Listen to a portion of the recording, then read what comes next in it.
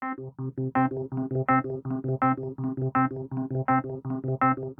morning, guys. So it is almost 11. Our social worker is coming today.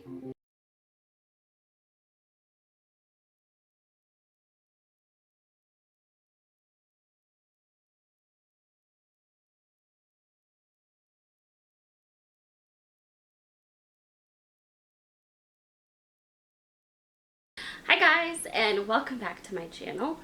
Welcome to Butterfly TV, where we talk about Turner syndrome. So today, I want to talk about the verbal side of Turner's. I I know I've repeatedly in videos said I'm a verbal processor. I'm a huge verbal processor. Like, I can't fully solidify and think through some of my thoughts and feelings and emotions and reactions to things without verbalizing it some way. Whether that be talking to somebody, whether that be typing something out, whether that be on a video, whatever the case may be, somehow verbally processing it. And I hadn't thought about it until the other day.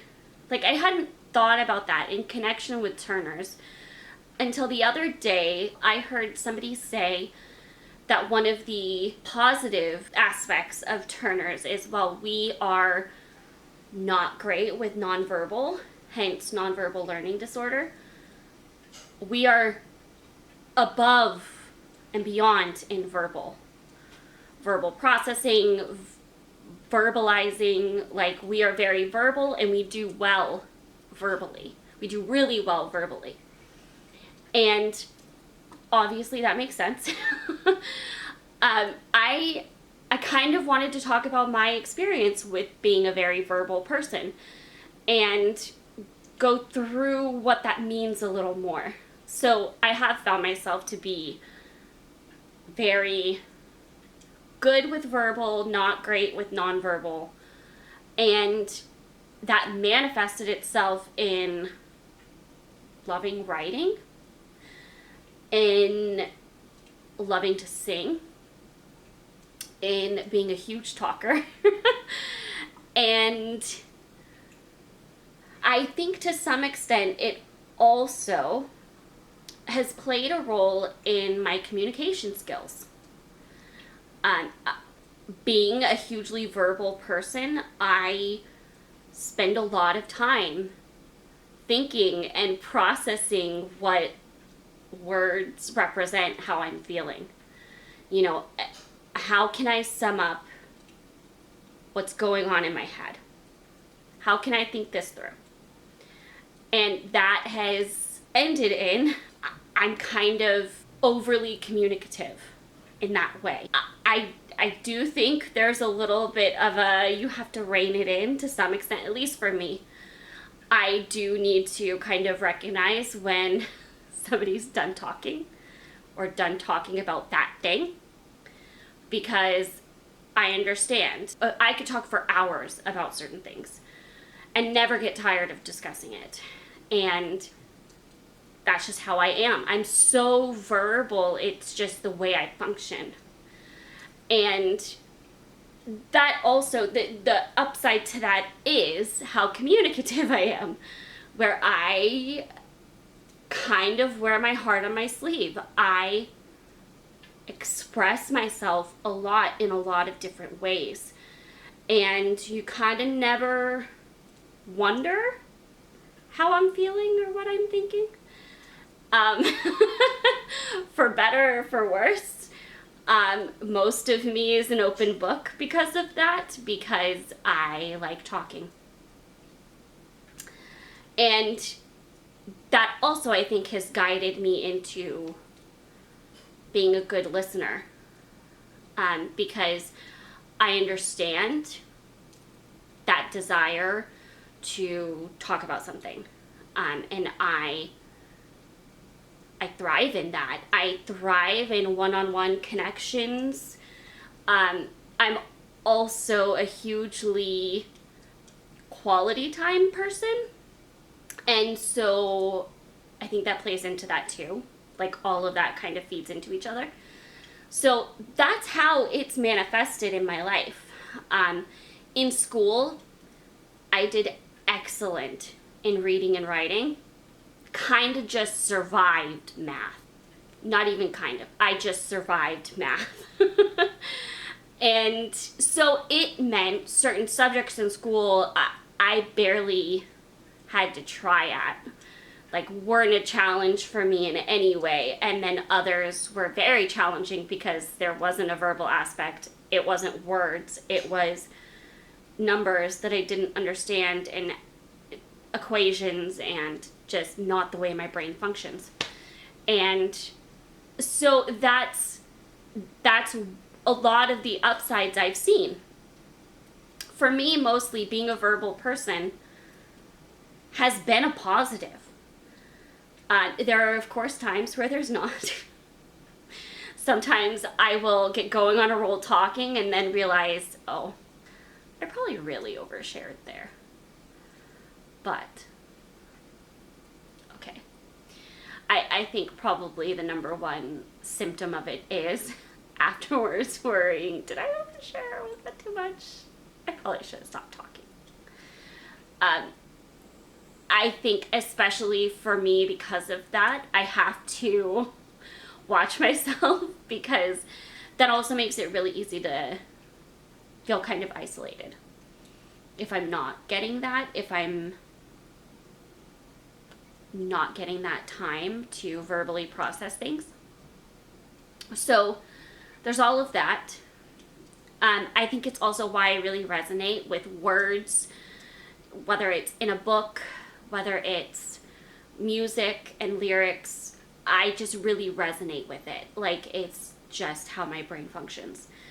And also that leads to, I write a lot of things down. Both to not have to try to remember, but also because it kind of helps me organize my thoughts that way, when I can write them out exactly how I'm thinking. So, not only did it make total sense when I heard this person say, you know, the other side of the coin to nonverbal learning disorder is Turner syndrome comes with very high verbal abilities. But it made me think how much more talking and processing and community for the Turner syndrome community is. It is such the way we function. It is such a pivotal part of how we are. And I think that's really important. I think that's really important to acknowledge. I think that's really important to allow and give ourselves the freedom to. I think sometimes it's easy to turn off or kind of rein in a little too much parts of ourselves for fear of what others may think or affecting others in a certain way and things like that. And while I know that being a very verbal person is not going to be something that represents the entire Turner syndrome community, I think there's some element of that just defines community in general, though. There's some element of that functioning that means we function better together. And whatever that may look like, it's important to remember. We deal with a lot. We go through a lot. We have a lot on our plate. And it just was a really great reminder for me, not only that being a verbal person is a positive, like it is a good thing, and how true for me that high verbal capabilities has been a thing in my life. Not to toot my own horn, but just I can acknowledge my strengths and weaknesses. Math is a weakness for me. Verbal is not. In fact, it's a very much a thriving part for me. It's something I thrive in. So it gave me that reminder, and then just gave me like the reminder that there are those positives to find.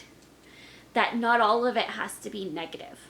And while certainly there's very serious topics, there are very big, heavy things to talk about, I kind of really enjoyed this opportunity to discuss something positive from Turner syndrome, to discuss something that was a good thing, that was something we could celebrate, that was something that you can look at and go, this is, for me, a positive way Turner syndrome has affected my life, and a positive way that Turner syndrome is a part of me.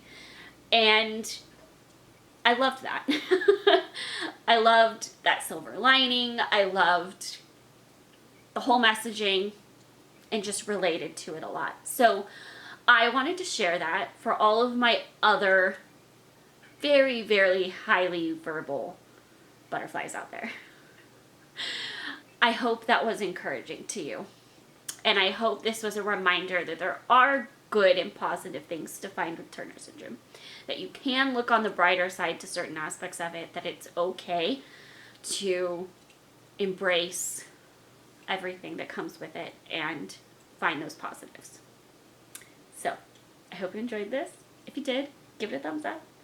Make sure you're subscribed and have notifications on. We talk about Turner syndrome all the time. So if you would like to join that conversation, I would love it if you would subscribe. And I will see you guys in the next video. Bye!